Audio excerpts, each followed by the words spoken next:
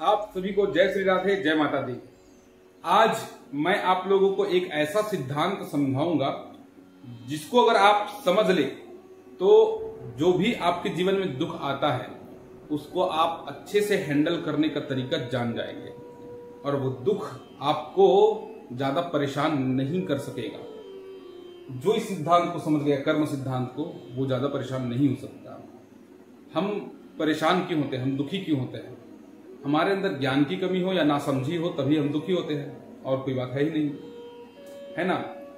और देखिए, हमारे सनातन धर्म में पूर्व जन्म की बात कही गई है। हम पूर्व जन्म को मानते हैं और ये भी मानते हैं कि पूर्व जन्म में अगर कुछ गलत कर्म किए हैं तो इस जन्म में दुख भोगना पड़ेगा, पूर्व जन्म में कुछ अच्छा कर्म किए हैं तो इस जन्म में सुख भोगना पड़ेगा। और ये सिद्धांत कोई अन्य धर्म मजहब में नहीं है, ये जान लीजिए आप। हमारे में है, इसलिए हम आस्तिक होते हैं और आस्तिक हो करके, हमारे धर्म में भी नास्तिकता भरी पड़ी है, लेकिन मूलतः हम आस्तिक होते हैं, हम पूर्व जन्म को मानते हैं। और दुखी होने पर एक हमारे मन में आ जाता है कि हम पूर्व जन्म में ऐसा काम किए थे तो हमें ऐसा मिल रहा है, और हम अपने मन को समझा लेते हैं, स्टेबल हो जाते हैं।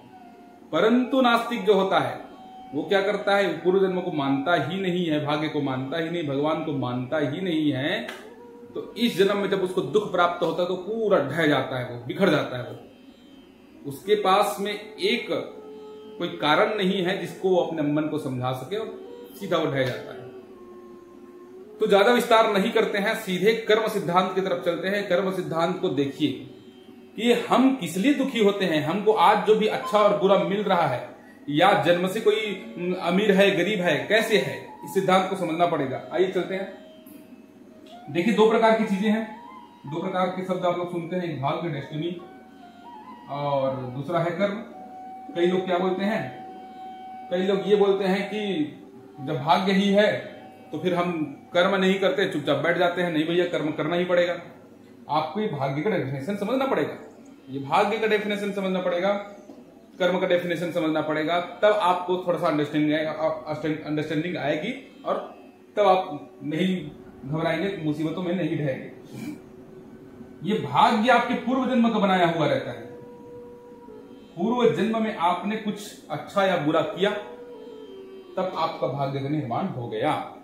जैसे अडानी अंबानी जितने भी हैं, सब पूर्व जन्म के कोई पुण्यात्मा रहे होंगे, इसका भाग्य का निर्माण हुआ जब इस जन्म में आया, कर्म किया, और कर्म के माध्यम से इसको खींच लाया, भाग्य को अपने वर्तमान में खींच लाया। भाग्य जो पहले बना चुका था खींच लाया, और इस जन्म में वो अमीर बन गया। दूसरा चीज आप ही सोचिए, किसान 6 महीने पहले फसल लगाता है, और 6 महीने पहले फसल लगाता है, 6 महीने के बाद में उसका उपभोग करता है, उसको खाता है। 6 महीने के बाद में वो कुछ करे या ना करे, लेकिन वो 6 महीने पहले का तो फसल काटेगा ही काटेगा। समझ रहे हैं ना, ये ऐसा। तो ये भाग्य का कॉन्सेप्ट है। अब कर्म में आते हैं, जो कर्म सिद्धांत हम आपको समझाने वाले थे। कर्म सिद्धांत और उदाहरण देकर के मैं और समझाऊंगा आप लोग को। कर्म सिद्धांत देखिए, हम 3 प्रकार के कर्म को कर रहे हैं, 3 प्रकार के कर्म को भोग रहे हैं। एक प्रकार से देखा जाए, कौन से 3 प्रकार के कर्म? हमारे धर्म में एक बोला गया है संचित, दूसरा है प्रारब्ध। ठीक, एक संचित, दूसरा प्रारब्ध, और तीसरा क्रियामाण। ये 3 कर्म को जो समझ गया अपने जीवन में दुखी नहीं होगा, कभी नहीं। संचित मतलब हम अनंत कोटि जन्म लेकर के रखे, करोड़ों जन्म लिए 84 लाख योनि में भटकते रहे, कुत्ता बिल्ली गधा सब बने, मुक्ति प्राप्त नहीं कर पाए। मुक्ति प्राप्त नहीं कर पाए इसलिए हम आज जन्म लेकर के आए हुए हैं। ये संचित होता गया, जितने बार जन्म लिए उतना बार कर्म किए, उतने बार मैं अच्छा बुरा कर्म करके ये इकट्ठा कर लिया। अब देखो, थोड़ा सा केमिस्ट्री भी, उसमें इंटरेस्ट ज्यादा है मेरे को, केमिस्ट्री की भाषा में भी समझाऊंगा। ये बीकर बनाते हैं ना आप लोग, कुछ बीकर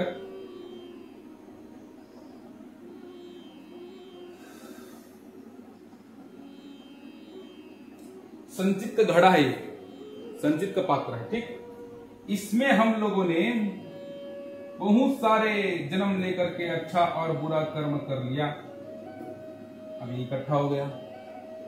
ठीक, उसके बाद में ठीक पिछले जन्म में, अब जब ठीक पिछले जन्म में बोल रहा हूं तो जब मनुष्य थे हम पिछले जन्म में, तब की बात। ऐसा नहीं कि कुत्ता बिल्ली गधा थे तब पिछले जन्म की बात नहीं, जब पिछले जन्म में मनुष्य थे तब की बात।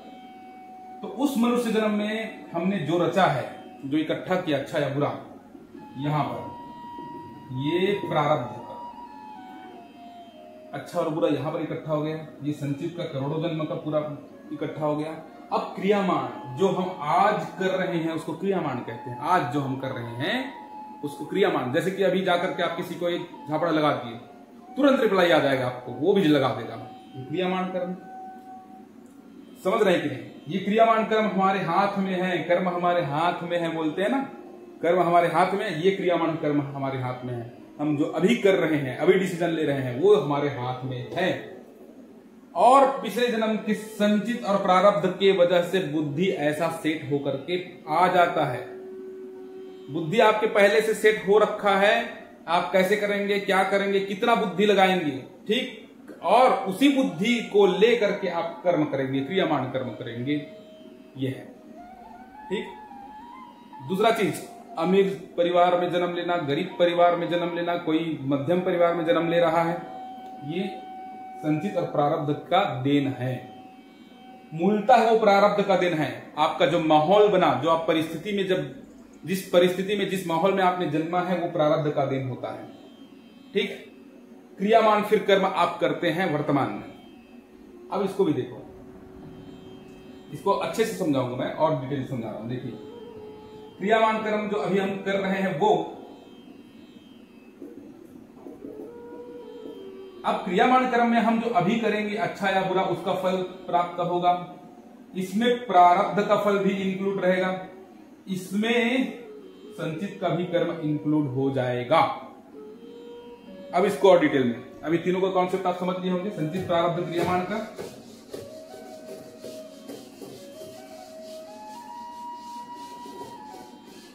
अब संचित और प्रारब्ध को और डिटेल में समझाता हूं।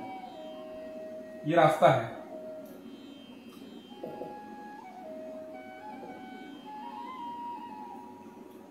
कोई साइकिल चलाते हुए जा रहा है। अब साइकिल बनाने मेरे को अच्छे से आता ही नहीं है, साइकिल चलाते जा रहा है, ठीक, मतलब अपना कर्म कर रहा है, ये क्रियामान कर्म हो रहा है। क्रियामान कर्म, वर्तमान का कर्म, क्रियामान कर्म ये कर रहा है। अचानक से ऐसे ढलान, ये ऐसे पहाड़ टाइप से आ गया, ये ऐसा। अब ये साइकिल को ये यहां पर ला करके सोचेगा, अरे बाप रे, ये तो पूरा ऐसे ऊपर चढ़ाई आ गया है, अब मैं कैसे करूं? तो ये जो आया है, ये जो ऊपर चढ़ाई आया है, ये है उसका प्रारब्ध, इसको पिछला जन्म का कमाया हुआ है। ये मुसीबत आ गए सामने। अब इस मुसीबत में ये व्यक्ति क्या करेगा? अगर ताकत लगा करके इसको पार कर दिया तो प्रारब्ध कटना चालू हो गया। ताकत लगा दिया तो मेहनत तो करना पड़ेगा। स्थिति परिस्थिति आ गई तो क्रियामान कर्म को बढ़ाना पड़ेगा, तीव्रता बढ़ाना पड़ेगा, फिर उसको क्रॉस कर जाएगा। और नहीं तो इसके सामने घुटने टेक दो, करो ही मत। उसके बाद में फिर माथा पीटते रहो कि हमारे भाग्य में ऐसा था वैसा था। समझ रहे मैं आप क्या बोल रहा हूं आपको? ठीक। और संचित कर्म के कारण में इसका माहौल बना हुआ था, जिस परिवार में वो जन्म लिया था। अचानक जो बड़े बड़े चीज आ रहे हैं, वो ये जो चीजें आती है, ये प्रारब्ध पूर्व जन्म का आ गया, इसकी परिस्थिति मिल गया। अब ये उदाहरण, अब सजीव में उदाहरण देते हैं। सजीव में उदाहरण कैसे?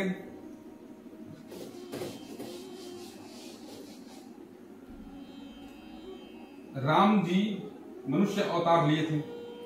राम जी मनुष्य अवतार लिए थे। विष्णु स्वरूप में जब थे तो इनको श्राप मिला हुआ था, नारद जी से श्राप मिला था, बहुत सारा चीज है।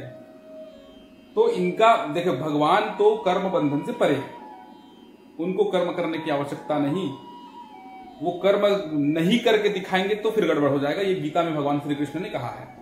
कि मेरे करने योग्य इस संसार में कुछ नहीं है, मैं ना करूं तो भी चलेगा, परंतु मैं कर्म करके दिखाता हूं ताकि मनुष्य सीख सके, मनुष्य पर दया करता हूं कि ताकि वो अपनी परिस्थितियों से उभर सके, अपने पाप को छुड़ा सके, पुण्य की तरफ ध्यान दे सके, वरना भगवान के लिए करने के लिए कुछ नहीं है। ठीक।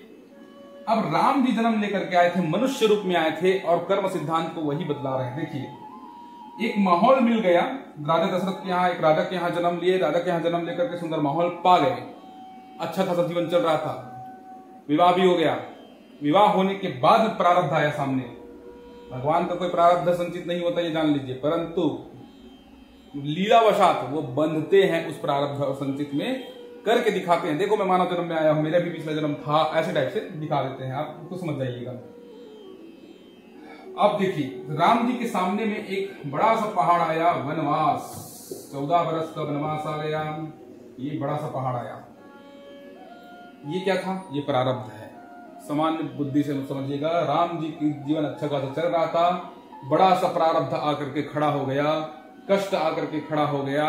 अब राम जी इस कष्ट से डरे नहीं, इस कष्ट से सामना किए और अपना जो क्रियामान कर्म है जो कर रहे थे, वो वन जाकर के क्रियामान कर्म में साधुओं की सेवा करना, लोगों की मदद करना और पूरे जितने भी विश्व है उसको सीख देना, कर्म करके लंका तक चले गए, राक्षस को मार दिए। परिस्थिति बहुत बड़ा मुसीबत वाला था, जिसको क्रियामान कर्म के करके भगवान ने एक टेक्निक सिखा दिया, बेटा तुम्हारे पास में इतना बड़ा जो क्या बोलते हैं प्रारब्ध है, बुरा प्रारब्ध है, तो उसमें तुम्हें रिएक्ट कैसे करना है, उसको हैंडल कैसे करना है, शांत रह करके कैसे सब चीजों को मैनेज करना है, ये भगवान ने क्रियामान कर्म करके दिखा दिया और मुसीबत से पार हो गए। ये होता है प्रारब्ध क्रियामान संचित का कॉन्सेप्ट। हमारे भी जीवन में हम जब कुछ करते रहते हैं, बड़ा सा दुख आकर के खड़ा हो जाता है। अब उस दुख में हमको कैसे रिएक्ट करना है, उस दुख को हमको कैसे मैनेज करना है, उसको हमें आना चाहिए। नहीं तो उस दुख के सामने, उस प्रारब्ध के सामने हम घुटने टेक देंगे और फिर जीवन में कष्ट उठाते रहेंगे। यही है कॉन्सेप्ट। ठीक। अब वो जो क्रियामान कर्म हम करेंगे, ये क्रियामान जो हम कर्म करते हैं अभी वर्तमान में, इसको आप अपनी बुद्धि से करेंगे, अपनी बुद्धि से करेंगे तो बार बार दुख उठाएंगे। तो भगवान कहे, पूरे शास्त्रों को निचोड़ बता रहा हूं, भगवान कहे क्रियामान तुम कर्म करोगे, कर्म तो होगा ही, लेकिन ये कैसा कर्म होना चाहिए मैंने वेद पुराण बना करके बतला दिया, उदाहरण के तौर पर बता दिया है। वेद पुराण शास्त्र को पढ़ो, और पढ़ो नहीं, गुरु से समझो। डायरेक्ट पढ़ोगे उलझ जाओगे, क्योंकि वेद शास्त्र एक बात अगर खड़ा किया है तो विद्वान का दूसरा मत खड़ा हो जाएगा। जैसे कि लोग बोलते हैं ना, रक्षाबंधन 2 दिन क्यों पढ़ रहा है, ऐसा वैसा बहुत सारे मतांतर निकलते हैं। पढ़ो नहीं, डायरेक्ट पढ़ोगे तो फंस जाओगे। कोई सदगुरु, कोई अच्छा गुरु, और अच्छा गुरु खोजने से नहीं मिलता, भगवान से बोले तब वो जाकर के मिला देते हैं, तब आपका जीवन उद्धार हो सकता है। गुरु आपको सिखाएगा कर्म क्या करना है, कैसा सत्कर्म करना है। ये गुरु की प्राप्ति होनी चाहिए, गुरु की प्राप्ति हो जानी चाहिए। और याद रखिए, शिक्षा गुरु और दीक्षा गुरु अलग अलग है। दीक्षा गुरु केवल ब्राह्मण हो सकता है, शिक्षा गुरु कोई भी हो सकता है। शिक्षा गुरु आप किसी को भी मान सकते हैं, दीक्षा गुरु ब्राह्मण होता है। ठीक। तो दीक्षा लेकर के गुरुमुख होकर के, और गुरु में असीम श्रद्धा, जिस प्रकार आप डॉक्टर के मेडिसिन को आंख बंद करके खाते हैं, उसी प्रकार से गुरु जो बतला रहे हैं उसको आंख बंद करके आप मान लीजिए, आपका उद्धार हो जाएगा। फिर गुरु आपको बता देगा कि आपको भगवान के रास्ते में चलना कैसे है, आपको एक अच्छा मानव बनाना एक अच्छा मानव बना देंगे। अच्छा मानव, मानवता आ जाएगी आपके अंदर में, जीव हत्या नहीं करेंगे, पाप से बच जाएंगे, सुंदर मानव बनेंगे। सुंदर मानव बनेंगे तो एक अच्छा अर्थ का निर्माण होगा, अच्छा पृथ्वी का निर्माण हो जाएगा, समाज सुधरेगा, परिवार सुधरेगा और पृथ्वी का निर्माण अच्छा हो जाएगा। ये हमारे सनातन की परंपरा रही है। तो आप कर्म सिद्धांत को समझ गए। कर्म सिद्धांत समझाते समझाते आपको और आगे ले गया। इसका और डिटेलिंग है, गुरु का डिटेलिंग है, भगवान का डिटेलिंग है, क्रियामान कर्म का डिटेलिंग है। अभी तक इस वीडियो में इतना ही। आशा करता हूं इसको आप समझे होंगे और समझ करके अपने दुखों को झेलने के लिए आप अच्छे से अच्छे टेक्निक का निर्माण कीजिए, गुरु मुख होकर के अच्छे से अच्छे ज्ञान प्राप्त करिए। अभी तक के लिए बस इतना ही। जय श्री राधे, जय माता रानी।